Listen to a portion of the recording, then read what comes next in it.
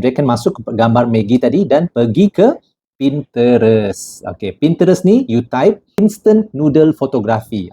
So you carilah image-image yang you rasa best kan. Okay, kita ambil yang ni. Tengok tu. Okay, so I nak ambil image yang ni. Saya nak tukar Shim Ram Yam ni kepada Maggie Mee.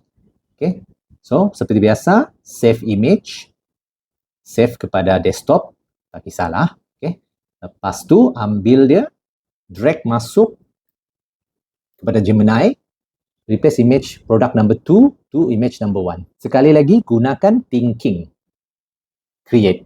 Okay, dia akan replacekan image ni.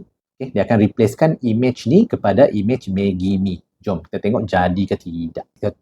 Jom, tengok tu.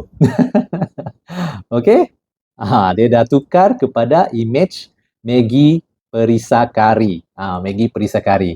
Image daripada Pinterest tu dia tukarkan kepada image ni.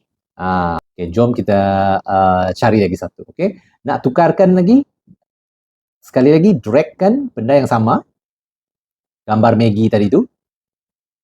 Kita cari lagi produk fotografi. Kita lagi cari lagi visual yang cantik. Okey, kita cari. Dia mesti gambar tak? Okey, jom kita tengok yang ni pula. Okey, kita tengok yang ini pula.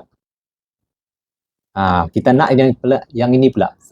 Sebab produk tu dekat belakang. Produk tu dekat belakang. Tengok dia jadi ke tidak. Okey.